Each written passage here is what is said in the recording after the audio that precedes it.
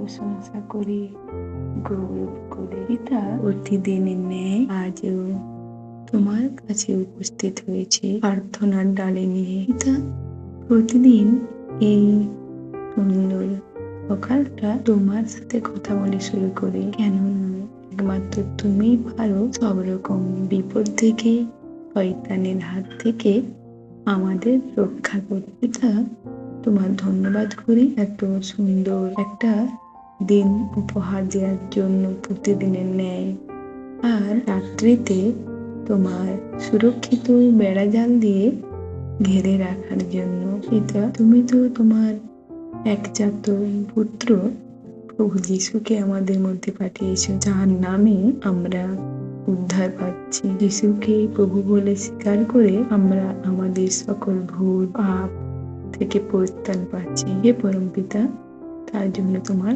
ধন্যবাদ করি। পিতা একমাত্র সেই ঈশ্বর তুমি যে একমাত্র আমাদেরকে সঠিক পথে পরিচালিত করতে পারে। তাই পিতা আমি নিজেকে এবং তোমার সকল সন্তান যারা এই প্রার্থনা শ্রবণ করবে সকলকে তোমার চরণতলে নত করলাম। সকলের ভার নাও, সকলকে স্পর্শ করো, সকলের পাপ ক্ষমা করে মন পরিবর্তন করে তোমার আশিসে ভরিয়ে তোলো।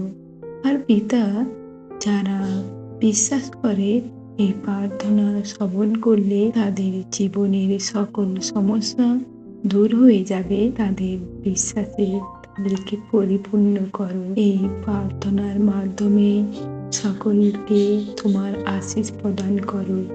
সকলের রোগ ব্যাধি সমস্ত প্রকার সমস্যা তুমি তোমার স্পর্শে দূর করো। আর পিতা তোমার এই প্রার্থনা তুমি চারিদিকে ছড়িয়ে দাও এই মিনিস্ট্রির মাধ্যমে, যাতে সকলের কাছেই প্রার্থনা পৌঁছায় আর তোমার আশীষ পেয়ে সকলে সুস্থ হয়, পরিত্রাণ পায় তোমার পুত্র প্রভু যিশুর নামে।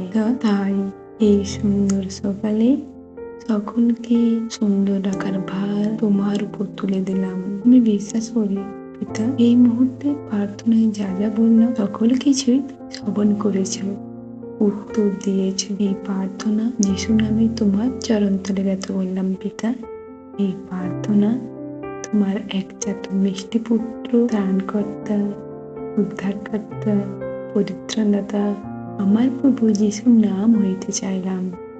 আমেন। এবার আসা যাক বাক্যে। মার্ক 11:24। সেই কারণে আমি তোমাদের বলছি, তোমরা প্রার্থনায় যা কিছু চাও বিশ্বাস করো যে তোমরা তা পেয়ে গিয়েছো, তবে তোমাদের জন্য সেই রকমই হবে। আমেন। তাই বলি, হে আমার ভাই বোনেরা, তোমরা ধন্যবাদের সহিত তোমাদের সকল মনের ইচ্ছা ঈশ্বরের চরণ তলে জ্ঞাত করো আর বিশ্বাস করো তোমরা তাহা পাইয়া গিয়াছ। আমেন। পিতা তোমার সন্তানদের জন্য বিশেষ প্রার্থনা রয়েছে। দেবশ্রী দত্ত পিতা সে আর্ট কলেজে এক্সাম দিবে, তার এক্সাম তুমি সুন্দর করো, তুমি তার কলম হয়ে যেও, তার মাথা ঠান্ডা রেখো, আর এক্সাম যাতে ভালোভাবে দেয় এটা তুমি সুন্দর করে দিও। তার তুমি সঙ্গে সঙ্গে থেকো আর এক্সাম তুমিই দিও, সেই ভার তোমার উপর তুলে দিলাম। আর পিতা তোমার আরেক সন্তান শেফালি মান্না, পিতা তার কিডনি ড্যামেজ হয়ে গেছে, পিতা তুমি তোমার পরে সেই স্বাভাবিক করো পিতা, আর সুন্দর করো। একমাত্র তুমি সেই ঈশ্বর যে অসম্ভবকে সম্ভব করতে পারো। তাই হে আমার ঈশ্বর, হে আমার পরম পিতা, তুমি তোমার পরশে ওই কিডনিকে স্বাভাবিক করে দাও পিতা, সেই ভার তোমার উপর তুলে দিলাম।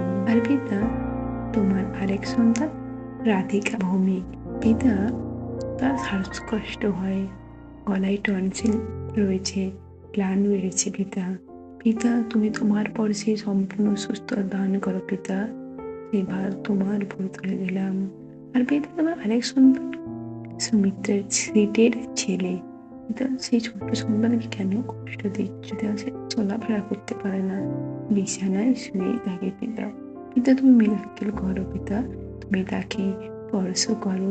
তুমি অসম্ভবকে সম্ভব করতে পারো ঈশ্বর। তুমি তাকে স্পর্শ করে তাকে তার স্বাভাবিক জীবন ফিরিয়ে দাও। সে যেমন তোমার আর 5টা সন্তানের মতো স্বাভাবিকভাবে এই পৃথিবীতে চলাফেরা করতে পারে পিতা। তুমি তাকে স্পর্শ করো, আরো সম্পূর্ণ সুস্থতা দান করো পিতা। সেই ভার তোমার উপর তুলে দিলাম পিতা গো।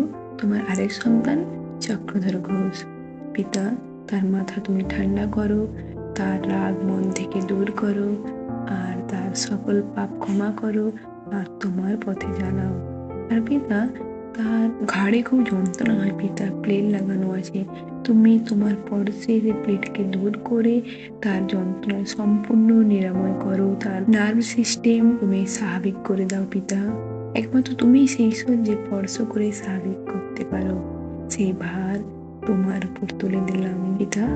এখন এই মুহূর্তে তোমার যে সকল সন্তানকে নিয়ে প্রার্থনা করলাম, সকলে প্রার্থনা শ্রবণ করলে, তোমার পর সে সম্পূর্ণ সুস্থতা দান করলে।